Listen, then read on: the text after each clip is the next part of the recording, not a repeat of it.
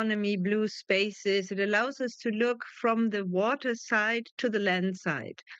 And what we are often forgetting, because we've gotten used to think from the land side, we're thinking of nations, we're thinking of single languages, and particularly in Europe, where small parts of the coastline or of rivers are cut up between different nations, we forget about the importance of thinking of water as a connected system, as a flowing system, a system that's never really fixed. Now, if we take a perspective from water towards land, from the ship towards the side, it means that we can look at port cities as a focal point, because they are the places where transshipment takes place, where maritime flows meet land-based flows, where rivers meet the areas around them. And these places of transshipment have invested in the transshipment areas for a long time. So there's a lot of money invested in wharves, in quays, in cranes, in all kinds of facilities that help us get goods from sea to land, land to sea, or people. And at the same time, these cities have evolved in a way that often many large parts of the population are lined up to facilitate this kind of transfer of goods and people. People have to work together, from the leaders in these cities to the workers to citizens in general. So living with water has always been at the heart of any of these port cities. So what can we learn from them, and what can we imagine based on these traditional practices? So again, I think that port city territories are nodes both of global trade and water system. Most of the big metropolises around the world are located on coasts. Almost all cities are located on rivers or some kind of water system, because we need water to survive. Now, thinking of these places as a point of departure for the future of living, working, and producing at a time of climate-related water system change gives us an opportunity of thinking about new practices. And that also means putting water central as the foundation for design gives us a very different approach. I'm always joking with my students in architecture that we've been learning to think of water as something that we want to keep away from the roof, away from the foundations, and for the rest, water is just embedded in some pipes. Aren't there ways to live much more flexibly in different temporal settings, in different multifunctional settings with water? So in that sense, we need to rethink what we learned from the past, the ecosystems of the past, think about what kind of cultural settings have been there to live in an ecosystemic way with water, and bring that back to the future. And that also means we need a comprehensive toolkit for living with water. And Mila already showed some examples of what can be the power of imaginaries and of design proposals. Where I'm starting is often with this slide saying that water is the foundation for life. However, when we look at the SDGs, they're only capturing specific elements of this water component. We think about drinking water, sewage water, maybe life underwater. But then there's so many other functions of water. Think about the whole shipping, maritime industry, which always often people told me, yes, but we are in the wrong water. We are not captured by the SDGs. So if we take water more generally as our foundation, and then look at respectively energy and climate, we can already imagine the multiple ways of living with water that we've experienced as humans over time and through space, from buildings with ice to buildings in the desert. All kinds of systems have evolved. And at every time, water was the initial point of departure for individual survival, but also for developing cities or any type of community structures. How these were set up was always the result of cultural practices of values. And we tend to often forget this. Now we are looking for technological solutions, for economic solutions, but what we really need are ways of living with water at a time of change, because all these structures that we set up over time were related to a specific way that water existed at a particular moment. Now, if water is changing, we have more or less rain, we have more or less snow, we have more salty groundwater. Our buildings have to adapt, and we also have to take care of the heritage, which was set up for an earlier way of water structures. So, what I just tried to explain for me is also reflected in this approach, where I would say we have a natural landscape where people live, they erect buildings, and they build institutions. Now, once established in a particular location, this history will have an effect on the future. The buildings stay. Decisions that we've made in the past will influence the ways in which we live, design in the future. Same thing, laws of the past will affect what we are doing in the future. So we can't ignore the past. Now, if we have to build on this to design the future in a better way, how can we do this? Now, we've set up a journal called Blue Papers, open access, peer reviewed, for empowering water and heritage for sustainable development. And as you can see, the most recent issue actually features Recife on its cover very prominently. So the places and spaces that we are looking for are these different dimensions. How have we lived ecosystemically with water in the past? What are even good practices, bad practices, and how can we preserve heritage and develop opportunities for the future? Now, one of the upcoming papers we hope is one on Brazil post-COP30. And here's the call for papers. Mila and Tanea are in charge of it, so please do speak to them, send in proposals. It would be really great to have a follow-up on this wonderful event so that all of these discussions on water, culture, heritage, and sustainable development can be carried into the future. Now, coming back to port cities, I think when we talk about port cities, it's not just the very city that we are relating to.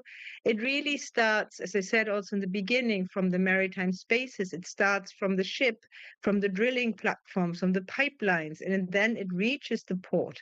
Actually, the ship shapes the port, shapes the city, shapes the hinterland.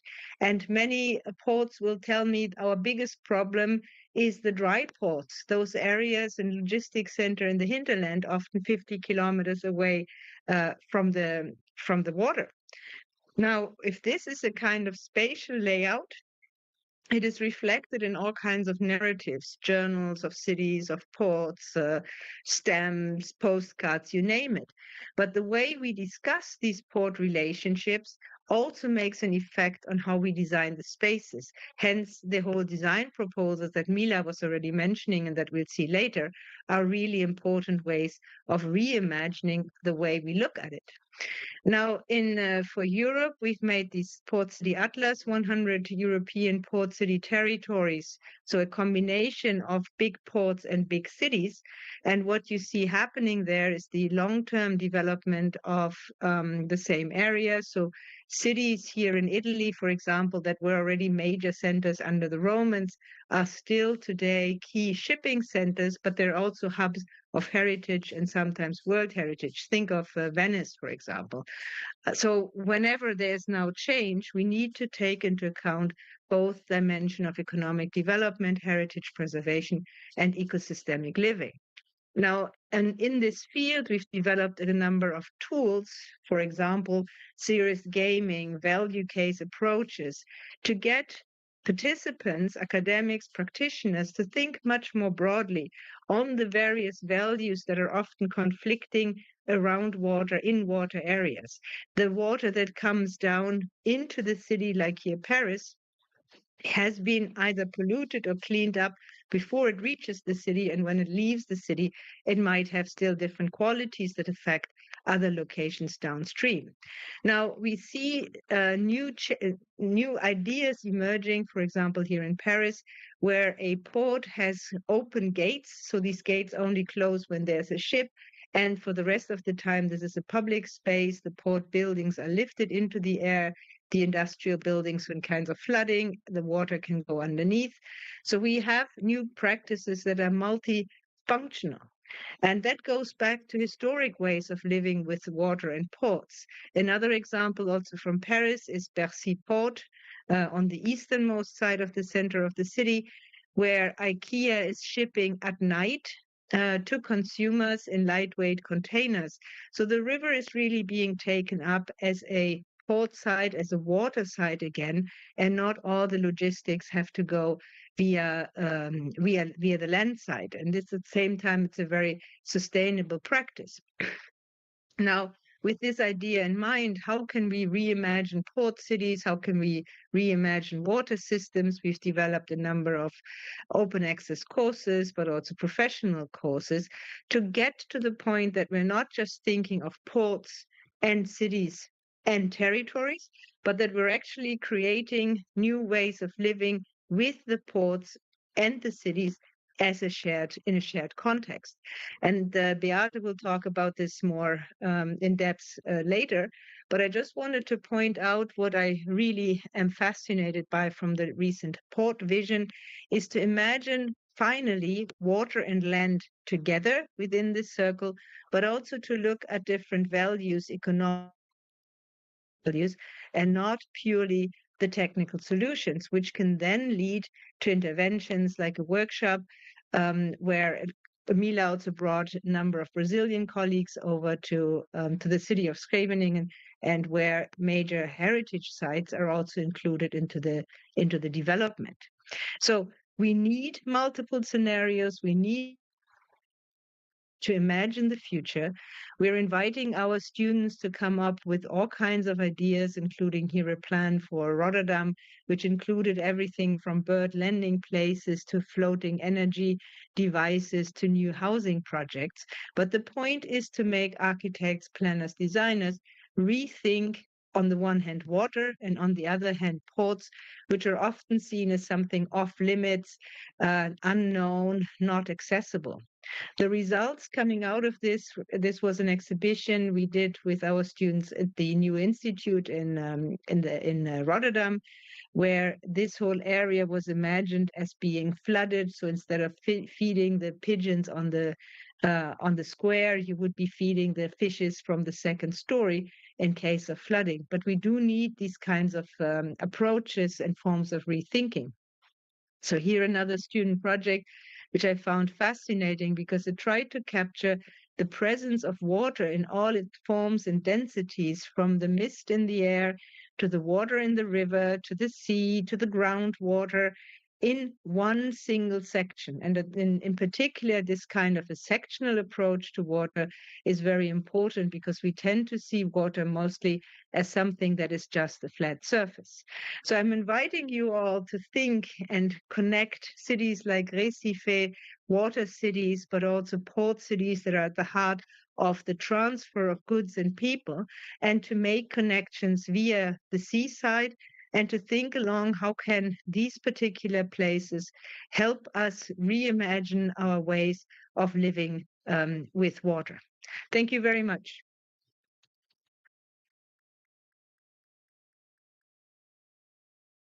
Thank you very much, Carola. And indeed, it's a moment to rethink the baseline of our own existence. And in this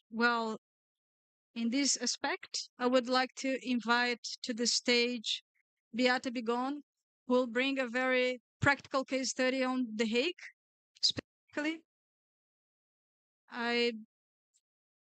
Beate, can you hear us as well? Sure, I can. And I Super. started sharing. Yes, we can see it very clearly. Thank you. Yeah, but so now. Well, now we can see the call for papers. Thank you for the reminder, by the way. Oh, no. Todos aqui estão mais do que convidados a contribuir com suas boas práticas a esse paper, como já conversamos com alguns aqui. E, bom, utilizemos a COP como ponto de partida, continuado. Second try. Thank you, Beate. We cannot see it yet. Oh, perfect. We can see it now. Okay. So my name is Beate Begon. I'm a senior policy advisor for urban planning for the municipality of The Hague. And indeed, this is a very practical approach because I am working for the local municipality. And what we want to have on the agenda is more awareness. We are a coastal city. We profit from being a coastal city. It's beautiful to live in a coastal city, but we will face future challenges. And because we share these challenges with Recife, actually, we've been working together with Recife for quite a while. And this collage shows beautifully, indeed, the historical match of Recife and the Netherlands. And another way in how we are matching is we are on different sides of the Atlantic Ocean, but we are both coastal cities and actually both a delta region. So the Recife itself is a delta region, and the Netherlands is one big delta. So that means that we have been bringing in the last more than 10 years Dutch design thinking to Brazil, but also beautifully, Brazilian creativity to the Netherlands, and in this case, to The Hague. And by that, we did the kickoff for our, the design approach regarding sea level rise. If we're looking into the challenges we are facing, it's not just safety issues along the coast. It's also about salt intrusion. It's about the fact that we will have maybe less drinking water, and that this coastline of The Hague does not just protect The Hague, but it's part of a so-called ring dike protecting the whole southern part of Holland, including Rotterdam, Delft, and Leiden. And it means that with a rising sea level, we will need higher dikes, we will need more sand, and we will need better pumps. Because here, if we have a look at the Netherlands, we can see that the whole country literally has been shaped by water. It is a delta region, and the Dutch coastline is mostly shaped by dunes, which are protecting the hinterland, which is way lower. And in that hinterland, we can see that, we have a densely urbanized area which the dunes are protecting, actually. And if you have a look at this sort of painting, I think that is what the Netherlands is known for. It's the Dutch approach of using those windmills, pumping the water to a higher level, and then finally pumping this water out towards the sea, which has led to way more space for agriculture, for housing, for industries, but it has also led to a country in which 26% of the land area is below sea level, and where 59% of the whole area is sensitive to flooding. And that means that we have a national delta program, which is really important. And from this program, we continuously are working on improving our dikes and our infrastructures. But what we can see is that when we started protecting the coast and protecting the land, it was more a fight against nature. And this approach is changing towards an approach where we're working more with coastal dynamics, and we're making very good use of those coastal dynamics to protect the coastline. And you can see this reflected in the approach that the knowledge program of sea level rise, financed by the Dutch government, has taken. We have a scenario about protection where we continue pumping, where we continue protecting. We have a scenario where we're looking into ways on how to adapt with rising sea levels and climate change.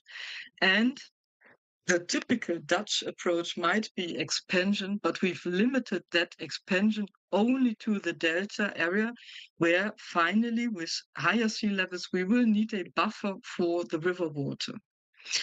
And just very recently, They have invented also a new fourth scenario, which is to grow alongside a rising sea level. And that very nicely fits our approach in The Hague.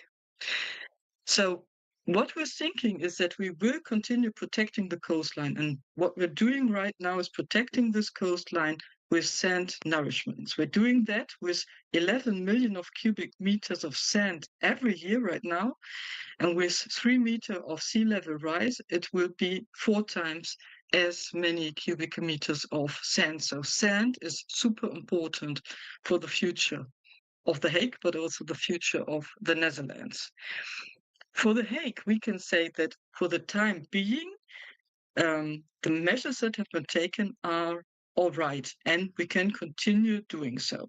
The sand motor, which lies to the south of The Hague, is actually a big-scale sand nourishment that nourishes, together with coastal dynamics, the whole southern coastline of The Hague.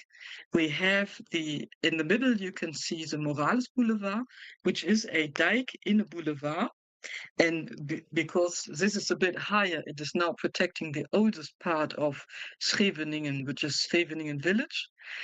And it works together with a higher and wider beach, and that higher and wider beach is yet again maintained with sand nourishments, which you can see on the right-hand side. So if we're looking at The Hague with its 11 kilometers of coastline, we can see that we have 8 kilometers of dune landscape and 3 kilometers of really urbanized coastline. And in these 3 kilometers, we have the boulevard and we have the port. And the port area actually is the biggest issue that we're facing. Here you can see that the North Sea might not be that big, but it is very powerful. And this is a picture taken in front of the Scheveningen port. But you can also see this flooded area inside the port, and that is something that is actually happening more or less twice every year. So the buildings are not yet flooded, or most of the buildings are not, but the public realm is, and that will increase with sea level rise. Just recently, we have finished our port vision for The Hague, and in this one, we've been placing the port, which is on the edge of the city of The Hague, but it is also actually on the edge towards the sea, and like that, it's kind of in the middle of everything. And that is why we're surely looking into a future in which we want to protect and maintain the qualities of this port. And if we're looking into sea level rise, we can see alongside the existing primary barrier that we have that we will with every meter of sea level rise, we will get different challenges. So finally, that could lead up to a patchwork of solutions, and that is what we don't want. We want to work towards a system where we are working with the natural coastal dynamics. And this is quite maybe a weird picture of The Hague seen from the top. And what you see is how The Hague is built up actually on old dunes, and the direction of these old dunes, they are the main wind direction. So that's why they're not entirely parallel to the coastline. That is the main wind direction, and that is also the direction of our main streets and boulevards. So when we work with coastal dynamics, that means that even our dunes need to grow to protect us against sea level rise, and we can do so by creating notches in the dunes, notches in the right direction, in the main wind direction, and then the wind can bring in the sand, and even these dunes can grow further, become higher. Within the harbor, we need to do more research because up to 1 meter of sea level rise, we are hoping to keep this harbor open, but that means that we are facing local challenges and that we have to do small-scale intervention, and that's something that we're working on right now. And in the later phase, with more than 1 meter of sea level rise, we will have to look into solutions like a flexible barrier or a lock in front of the port. For the bathing resort of Scheveningen with the famous Kurhaus and pier and 12 million people visiting the Hague coast every year, we have created two scenarios. One scenario where we say it stays a city at the sea with a boulevard, but the boulevard then would continuously be a dike, and that needs to be higher than the existing boulevard. Or we have the opportunity, if we start in time, to create new dunes in front of Scheveningen. And because this is a major decision, and we don't want to postpone this decision for 50, 60, 70 years, we are actually talking with the inhabitants of The Hague right now. We're doing that by cycling up to the coast with this beautiful bike and explaining a bit about sea level rise and the challenges we are facing and getting their ideas about the scenarios. But we've been also involving the kids because they are the future inhabitants of our city. And we created a Minecraft world in which kids can enhance the coastal protection. And that is happening at Museum Omniversum in these months. So if we have a dike and boulevard, we're not only having a higher boulevard that will need to become even higher in time, we will also have more sand nourishments, meaning that we get a wider and higher beach, because actually this wide and high beach, including the area in front of the beach, that is kind of our barrier reef. That is where waves are broken, where the strength of the waves is becoming softer. And that could look like this with a higher boulevard.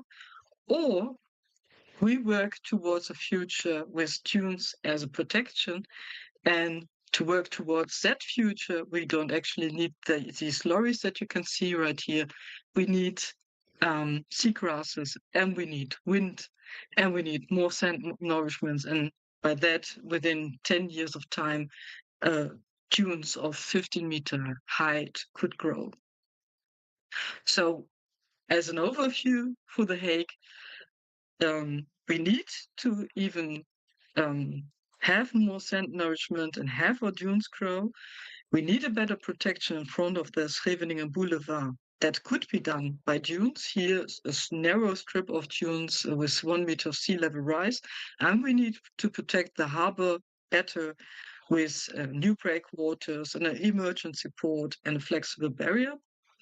And later on, up to even 5 meters of sea level rise, we could protect The Hague with a dune landscape.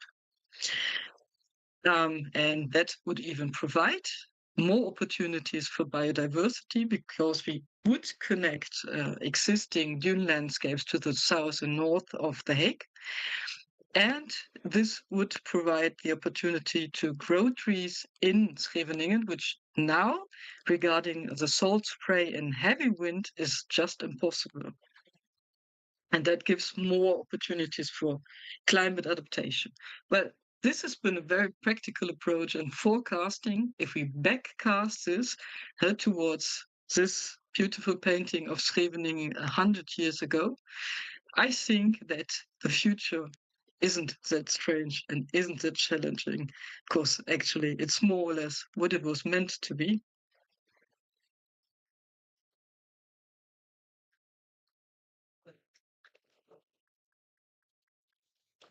Thank you very much, Beate. And well, what a challenge. We are both hotspots, highly threatened by sea level rise and compound events, mostly. It's clear how we try to reach a radical collaboration, not only with the usual suspects, but also the unusual suspects, including the kids.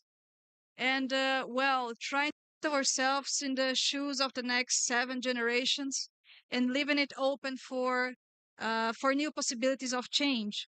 And what is beautiful about that is how you include the DNA of the city of The Hague, that is highly connected to the dunes, to the natural heritage, to a city that really depends on the sea. This reconnection between this land and water continuum.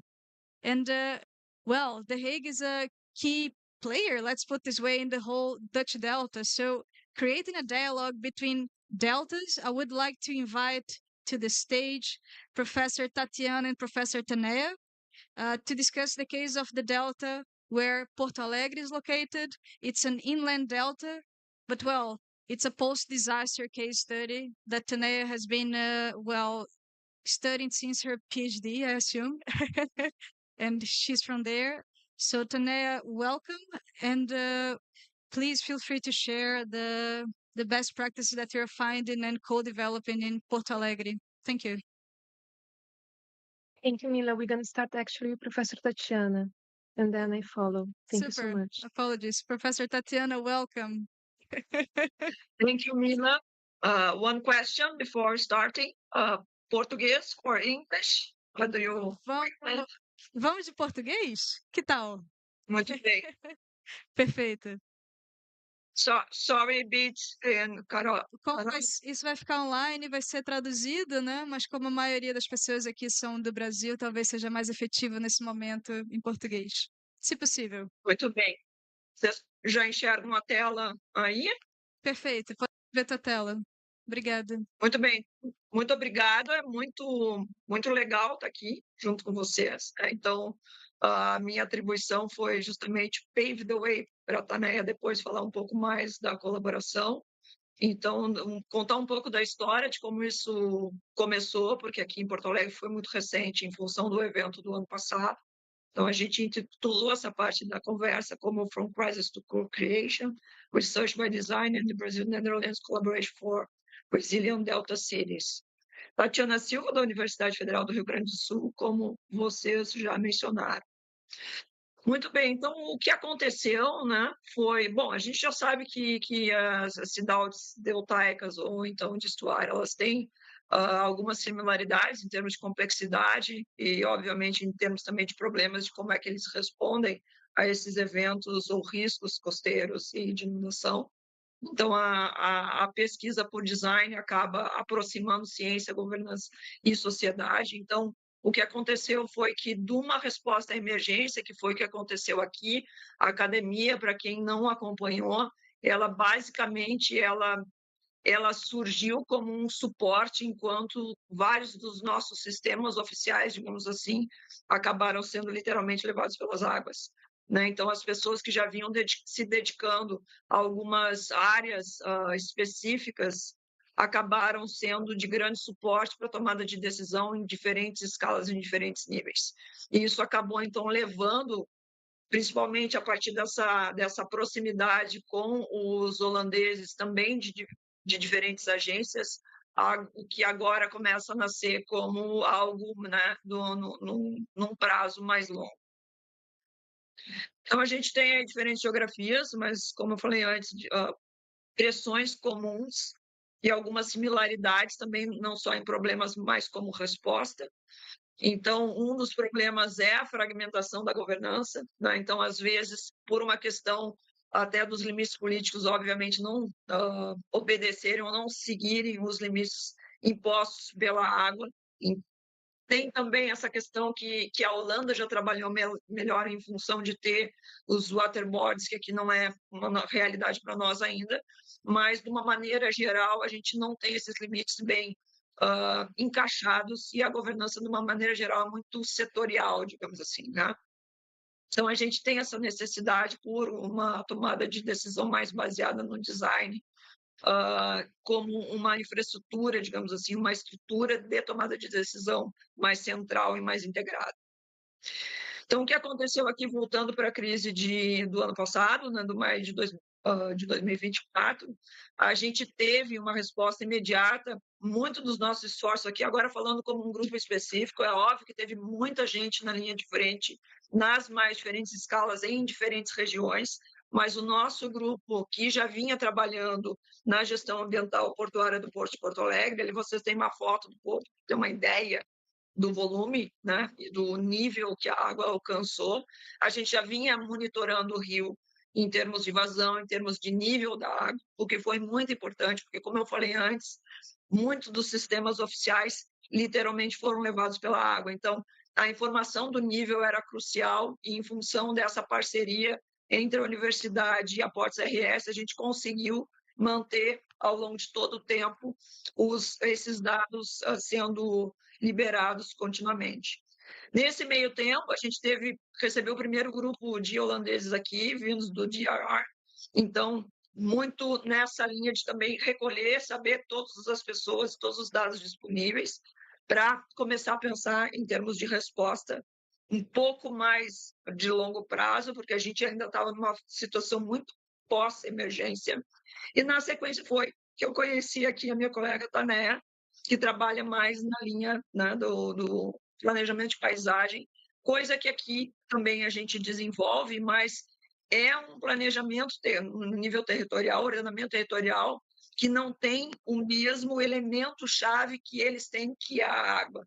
Então, esse casamento, né, esse é meio óbvio, né, na época, e aí a coisa começou a se desenvolver, e agora aí a gente está, que bom, numa fase mais avançada em termos de colaboração. Logo em seguida, em julho, a gente teve o Brazil Netherlands Co-Creation Conference. Ele reuniu não só os governos brasileiro e holandês, né, no nível nacional e estadual, mas também aí a academia e mais outras instituições. E, na sequência, então, começou-se então, o processo de elaboração e de tramitação de um Memorandum of Understanding entre a TU Delft e a URGS. Então, em termos de do monitoramento ao significado, né? Então, teve alguns esforços aqui só para mostrar para vocês que o mapeamento colaborativo ele foi essencial, principalmente para os municípios menores que não tinham uma infraestrutura de dados disponível para tomada de decisão. Então, se partiu por uma linha de dados abertos, de ter a visualização como primeiro passo por design e de ter essas bases de dados, então, compartilhadas como ferramentas de codecisão. Então, aqui só uma particularidade da imagem da esquerda, os nossos sistemas, como eu falei para vocês, de monitoramento do nível, vocês podem ver o quanto Porto Alegre teve de variação em termos norte e sul do nível. Então, tem uma diferença na vertical aí de cerca de 3 metros entre o norte do município e o sul, enquanto que ali a figura bem à esquerda em azul são condições e níveis normais, digamos assim. Então, aqui uma outra estrutura que se aproximou ainda um pouquinho mais, embora não completamente, dessa abordagem mais holandesa em termos de planejamento, tendo a água como um elemento central, foi o Diepsira Coportes, que foi feito especificamente para situar, né, a autoridade portuária na tomada de decisão, entender as diferentes escalas envolvidas, né, o que a gente chamou de metasistemas, sistemas e subsistemas relacionados aos portos, e identificar, então, que tipo de problema ocorre em qual escala, quais as instituições que eu devo conversar e quais são as possibilidades em termos de solução. Então, aqui só também para quem depois quiser verificar, pode copiar esse QR, está disponível. Muito bem, então, desse programa de gestão ambiental portuária, que no final foi o projeto que mais nos aproximou dos holandeses, tanto da TU Delft quanto do DRR, nasceu, então, está nascendo, digamos assim, o hidroporto 4.0, que está em fase de negociação. Então, ele adota Porto Alegre como um laboratório vivo, ele traz a integração no sentido mais amplo, porque ele também tem uma visão mais upstream e downstream, amplia a visão em termos de monitoramento e de interconexões. Tá? Então, o que a gente espera de produtos de pesquisa é um instrumento de base para a governança não só do porto quanto da hidrovia, de uma maneira mais integrada e mais adequada à nossa agora nova realidade climática. Então, como passo futuro, não tão futuro assim, a gente vai ter, então, essa interface aí com workshops com a TU Delft, que eu vou passar para o seguinte, para que a gente consiga avançar não só nas linhas de colaboração em termos gerais, mas também com um olhar um pouco específico em portos. Então, agora falando dos desafios, né, em direção a essa governança baseada no design, como a gente já falou da fragmentação institucional, então a gente tem também um desalinhamento, digamos assim, entre o ritmo técnico e os ciclos políticos. Isso é uma coisa que a gente precisa ter muito em mente, porque não adianta se ter uma solução técnica excelente a ser apresentada no final do ciclo de gestão, que a chance de sobrevida dele é muito baixa.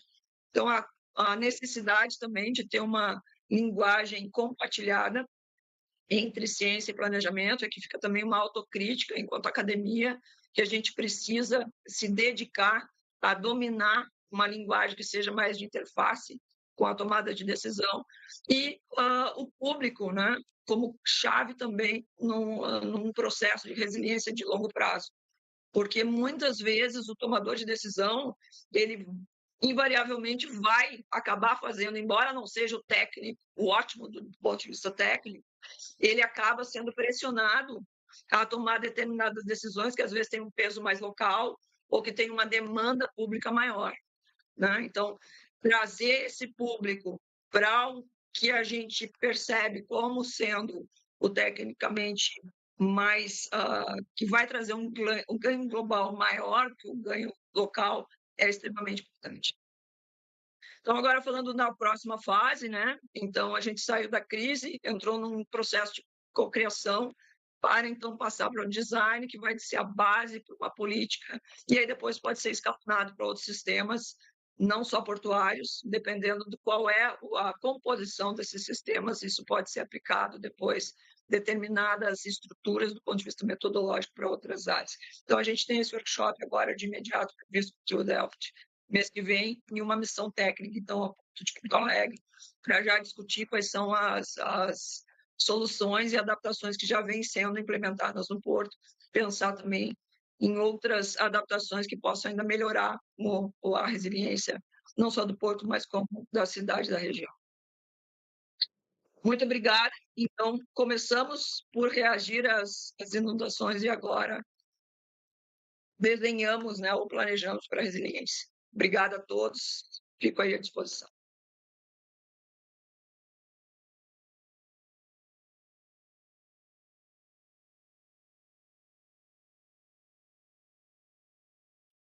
Obrigadíssima, Tatiana. Para a gente dar sequência, já que é uma fala continuada, Taneia, você assume agora?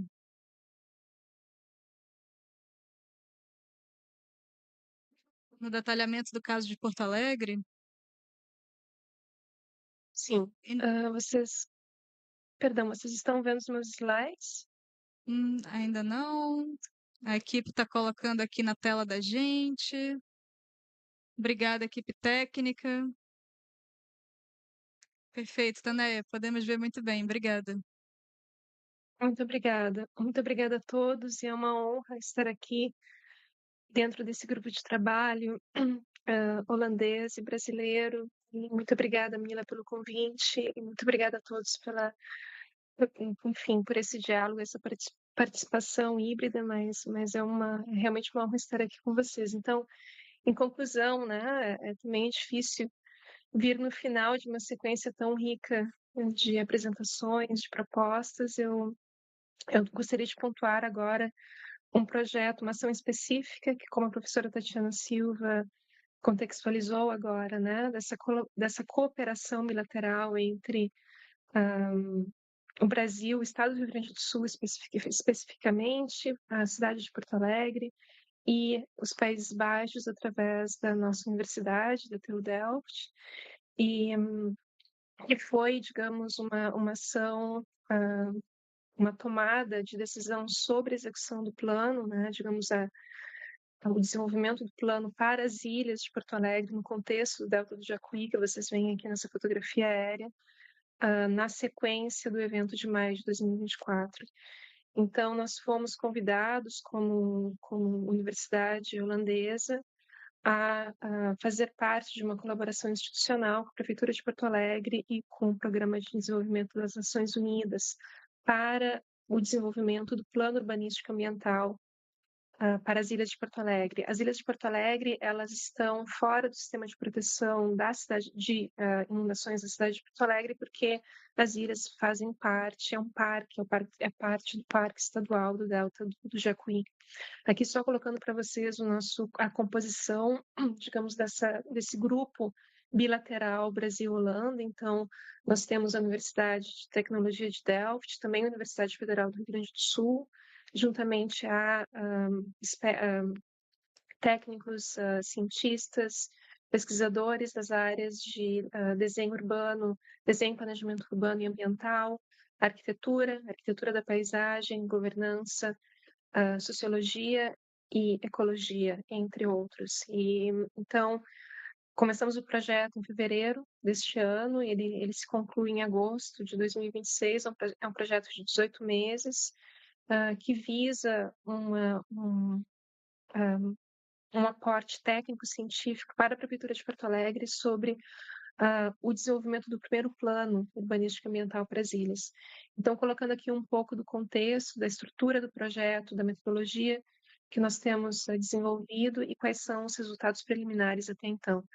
Então, como a professora Tatiana Silva colocou, como acredito muitos de vocês saibam do contexto das enchentes extremas, né, de 2024, eu coloquei essa data porque houve digamos, uma coincidência histórica na nossa relação TU-Delft com o Brasil, porque no dia 24 de abril nós estávamos em São Paulo assinando um MOU com a Universidade de São Paulo sobre uma nova linha de pesquisa com foco em cidades fluviais no contexto brasileiro. E 3 dias depois, infelizmente, as enchentes no estado começaram. Então, aqui só, digamos, esse contexto, as ilhas, praticamente 100% do território das ilhas foram afetados, né, durante a enchente. E o contexto específico do projeto, como vocês veem aqui, a cidade de Porto Alegre, as ilhas que estão à frente, a cidade de Porto Alegre no contexto do Delta do Jacuí, que são 16 ilhas que compõem o Delta, 5 dessas ilhas parte do município de Porto Alegre e que foram ocupadas de forma informal ao longo da sua história. Então, as ilhas, elas são, em grande parte, APPs, então áreas de proteção permanente, com suas bordas, com APAs, como área de proteção ambiental, mas como vocês veem aqui, com uma exposição extrema, né, digamos, ao volume, à velocidade, ao fluxo do rio. Nós temos a confluência no delta do Jacuí de 4 rios, que formam um delta, com diferentes fluxos, né, como também a professora Tatiana Silva mostrou, mas uma exposição muito elevada. Novamente, a partir, né, desse diálogo que foi sendo estabelecido pós-evento, logo na emergência, já em maio, com um diálogo muito ativo entre o Estado do Rio Grande do Sul, o município de Porto Alegre e o governo holandês. Na sequência, a conferência com divisão de conhecimento, com criação de conhecimento, que aconteceu em agosto, com vários representantes do governo brasileiro, mas também holandês e técnicos. Aqui vocês veem durante as visitas técnicas, que levaram digamos, o desenvolvimento de alguns princípios orientadores como grupo de trabalho, né, digamos, nesse conjunto, na escuta de mais de 140 expertos, em alguns princípios, como a necessidade de um zoneamento detalhado das bacias hidrográficas, né? Então, essa questão, de novo, do olhar para a bacia hidrográfica como unidade de projeto, planejamento e governança. Então, a necessidade de projeções de impacto diagnóstico dos sistemas existentes, avaliação da vulnerabilidade em todas as suas implicações, desenvolvimento de estratégias de adaptação baseadas no redesenho territorial, que foi o que a professora Tatiana trouxe, paisagística e socioambiental das bacias hidrográficas, que incluem tanto alternativas estruturais como não estruturais, integração de abordagens de resiliência, né? Digamos, o desenvolvimento de novas redes econômicas adaptativas, monitoramento e avaliação contínua e, finalmente, o engajamento em colaboração. Então, nesse ponto, a questão da governança multiescalar da água. Então, esse é um ponto de contato, talvez que foi muito específico desse diálogo com os Países Baixos, né? A questão da governança multiescalar, multinível, as águas, e processos participativos e programas de capacitação. Então, claro, no contexto do pós-desastre, né? Então, qual é essa questão de como trabalhar com a urgência e a incerteza ao mesmo tempo, né? Então, medidas de curto prazo, mas também planejar a longo prazo, e principalmente sobre um olhar de justiça espacial e climática. Então, nós sabemos que temos populações historicamente vulneráveis, do ponto de vista social e econômico, que é muito particular do contexto das ilhas, de uma população, digamos, grande parte da população das ilhas não encontrou, digamos, um espaço de moradia em outros contextos urbanos, mas também por uma, digamos, uma característica muito específica das ilhas, essa condição um pouco, digamos, periurbana, rural, né? Mas de grande exposição a riscos e desastres climáticos, também num contexto, digamos, que é o que a gente chama no projeto de conflito socioambiental. Então, nós temos uma necessidade muito grande de proteção e reabilitação do contexto ambiental e ecológico das ilhas, mas também, digamos, o direito à permanência, o direito à cidade, né, a dignidade da vida, do morar, da população ali que reside há muitos anos. Então, é dentro desse contexto de mediação socioambiental, visando a co-construção de uma justiça espacial e climática que o projeto se desenvolve. E como isso é feito do ponto de vista metodológico? Com essa, digamos, esse olhar integrado, é uma ação integrada, que novamente ele olha, ele entende o contexto específico, local situado das ilhas, da sua comunidade, realmente numa escala de sítio, dentro de um contexto sistêmico. E qual é o contexto sistêmico das águas? É a bacia hidrográfica, né? Então, pensar num planejamento das ilhas requer esse olhar do desenho na escala regional. Então, desse olhar essa compreensão da construção da paisagem ao longo dos anos, em relação às suas condições hidrográficas, fisiográficas, digamos, como um todo, né? Então, como isso também a partir de uma ação transdisciplinar, ou seja, que une diferentes disciplinas, que une a ação do poder público com a academia e com a ação técnica, e principalmente junto, de forma muito, digamos, de uma escuta muito ativa e sensível à comunidade. A partir disso, então, dessa ação integrada, não só sob o escopo, digamos, disciplinar, mas também a partir, através dos diferentes, digamos, domínios de conhecimento e das escalas, é que o projeto, então, é desenvolvido. Então, no seu específico, projeto arquipélago, aqui também mais uma imagem, é uma paisagem extremamente rica na união de dois biomas, o bioma da Mata Atlântica e o bioma do Pampa, uma riqueza ecológica muito grande, uma paisagem muito importante no contexto da cidade de Porto Alegre, mas que tem, digamos que foi, de alguma forma,